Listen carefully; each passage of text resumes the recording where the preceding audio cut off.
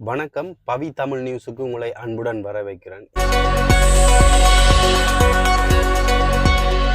இன்னைக்கு என்ன இதை பார்க்க போகிறோம்னு சொன்னால், நான் இதுக்கு முதல்ல ஒரு வீடியோவும் இதில் அப்லோட் பண்ணியிருக்கேன்.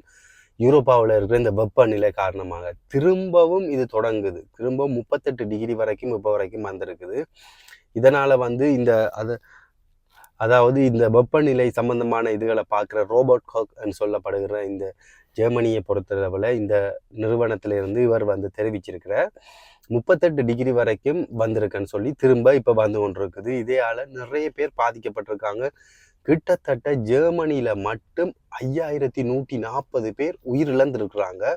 இந்த வெப்பத்தால் இந்த 2026க்கு பிறகு நடந்த விஷயத்தால் 5120 பேருன்றது இதுவரைக்கும் வேர்ல்டில் பதியாத ஒரு விஷயம். அதாவது இந்த வெப்ப நிலையால் சாகுறாக்கள். இதில் கூடுதலான ஆக்கள் வயது போன ஆக்கள் 75 வயதை தாண்டின ஆள் கூடுதலாக இதில் இறந்திருக்கிறாங்க. அது இளமாக்களும் இறந்திருக்கிறாங்க. ஆக கூடின இறப்பு 75 வயதை தாண்டியவர்கள் தான். இதால் ஜெர்மனை பொறுத்தளவில் இங்கே கவர்மெண்ட் எவ்வளோ தூரத்துக்கு இதை ஒரு நார்மலான விஷயத்துக்கு சால்வ் பண்ணக்கூடிய முடியுமோ அந்த அளவுக்கு அவங்க முன்னேற்றம் செஞ்சு கொண்டிருக்கிறாங்க. அதாவது பொது சாலைகளில் தண்ணிகளில் தண்ணி தெளிக்கிறது, அந்த மாதிரியான இது கொஞ்சம் ஹீட்டை குறைக்கிறதுக்கு. அடுத்த சில இடங்களில் இங்கே பொதுவாகவே சில இடங்களில் தண்ணி ஓடுற இடம் இருக்கும். அதாவது பொது பப்ளிக் பிளேஸில் அங்கே கொஞ்சம் கூழுக்காக. ஆனால் இதை எக்ஸ்ட்ராவாக அவங்க விட்டுருக்காங்க. அதுக்குள்ளே கூட நிறைய பேர் காலை வச்சு கொண்டு அதுக்குள்ளே நின்று குளிக்கிற மாதிரியான சம்பவங்கள் எல்லாம் நடக்குது. ஏனெண்டா இதில் இந்த டைமில் வேறு வழி இல்லை.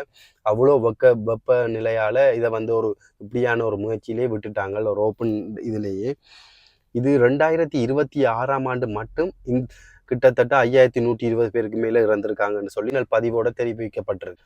RKI என்ற நிறுவனம் தான் தெரிவிச்சிருக்கு. கிட்டத்தட்ட 75 வயதுக்கு கூடினவர்கள் தான் அதிக அளவில் உயிரிழந்திருக்காங்கன்னு சொல்லி. போன்ற நியூஸ்களை உங்களுக்கு தெரிந்து கொள்ளணுமென்றா பவி தமிழ் நியூஸை சப்ஸ்கிரைப் பண்ணி வைத்துக் கொள்ளுங்கள். இன்னும் ஒரு வீடியோவில் சந்திப்போம். நன்றி, வணக்கம்.